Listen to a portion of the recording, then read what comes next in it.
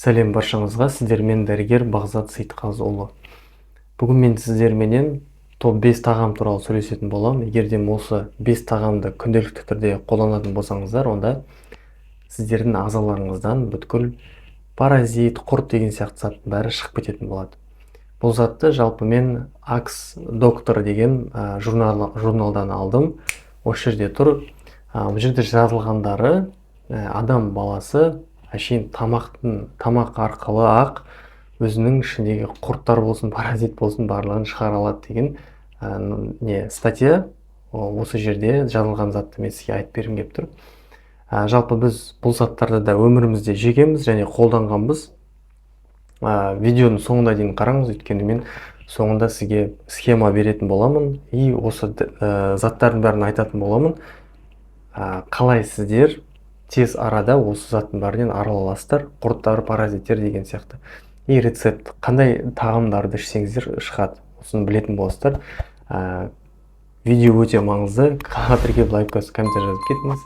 Мен бастаймын. Ең бірінші зат ол чеснок пенен пияз. Пияз, чеснок деген заттар біздің ағзамыздағы бүткіл құрттарды шығартуға көмектесетін ең маңызды продукттардың бірі болып табылады. Не үшін дейтін болсаңыздар, өйткені олардың құрамында алицин деген зат бар. Алицин деген зат именно чеснокта болады. Оның преимуществосы басқа заттарға қараған кезде құрттарға өте токсический болып келеді. Өте токсический дегеніміз не? Ол құрттардың структураларын және құрттардың жүйкелеріне әсер етеді. Сол себепті ол басқан кезде ағзадан қашады ондай жағдайда. Мынау пияз бенен чеснок деген затты қолданатын болсаңыздар, сіздердің ағзаларыңыздан құрттарды шығаруға көмектесетін ең бірінші продукт болып табылады. Сол себепті маңызды емес сіздер тамаққа қосып жейсіздер ма, или өзін жейсіздер ма, сумен ішесіздер ма, жалпы чеснок және осы пияз деген продукттар біздің өмірімізге өте маңызды. Сол себепті қолдансаңыздар өте керемет болады.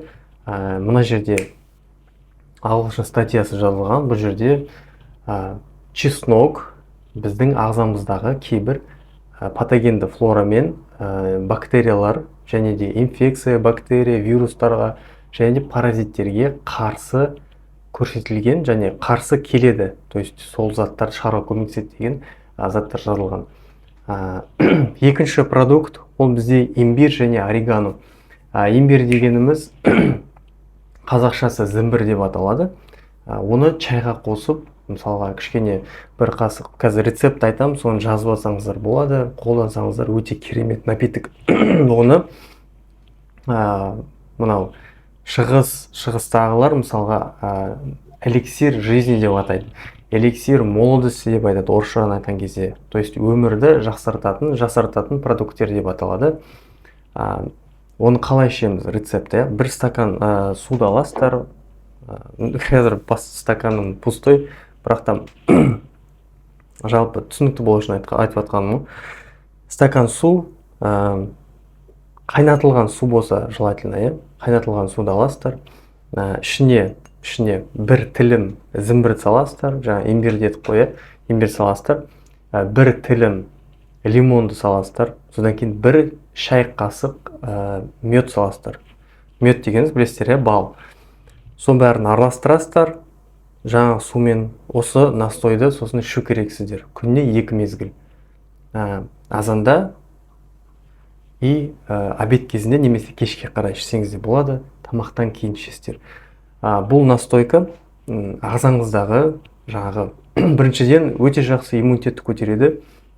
Екіншіден бактерияларды өлтіруге көмектеседі. Үшіншіден паразиттерді ағзадан шығаруға көмектесетін бір ингредиент болып табылады. Сол себепті осы сусынды күнделікті түрде қолданатын болсаңыздар, өздеріңіздің денсаулықтарыңызды жақсартатын боласыздар. Үшінші продукт ол бізде СНГ-да өте аз қолданады, бірақ та егер қолданатын болсаңыздар, сіздерге өте жақсы көмектесетін болады. Ол біріншісі ананас, екіншісі папайя. Жалпы бұл продукттар құрамында кислоттар бар. Кислота деген сөз, ол кәдімгі қышқыл деген сөз. Біздің ағзамызда егер құрт болатын болса, сол құрттарға кислоталар кері әсерін тигізеді. Именно ананасовый сокта өте көп кислота бар. Немесе ананастың өзін даже жейтін болсаңыздар, байқаған болсаңыздар, ананас жеген кезде не болады? Біздің ауыз қуысымыздағы тілдеріміз болсын, тіліміз, слизистыларымыз, оболочка біздің ауыз қуысымызға ойылып кетеді, жарылып кетеді, ойылып кетеді. И тамақ жегенде де дискомфортно болып тұрады. Не үшін? Өйткені ананастың құрамында кислота бар. Сол кислоталар мынау құрттарды шығаруға көмектеседі. Сол себепті егер де хотя бы айына бір рет болсын осындай стаканмен ананасовый сок ішетін болсаңыз, мен қазір магазинде тұрған ананасовый сокты айтып жатқан жоқпын, натуральный сығындысы, немесе ананастың өзін жейтін болсаңыздар, целый бір несін деп айтпаймын, просто 1-2-3 согының өзі жеткілікті болады. Онда бұл сіздердің ағзаларыңыздан паразиттерді шығаруға көмектеседі, және де бактерияларды өлтіреді, иммунитеттеріңізді көтеруге көмектеседі. Сосын бұл қышқылдар бауырға да пайдалы негізі. Содан кейін 4-ші продукт ол бізде кокосовое масло деп аталады. Кокосовое масло дегеніміз, оны супермаркеттерден тапсаңыздар болады, тамаққа қосып жесеңіз де болады, салатқа қоссаңыз болады. Жалпы кокосовое маслоны егер қолданатын болсаңыздар, бұл да сіздердің іштеріңіздегі құрттарды, паразиттерді, глисттарды шығаруға көмектесетін продукт. Содан кейін 5-шісі алма сіркесімен және қауын, арбуз, қауын, содан кейін жалпы дәндер, тыквенные семечки тағы басқа. Осы дәндер қолдану арқылы сіздер осы құрттарды шығара аласыздар. Ең біріншісі мынау алма сіркесі, мен айтпаймын қазір магазиннен барып, любой алма сіркесін алып, соны қабылда деп жоқ.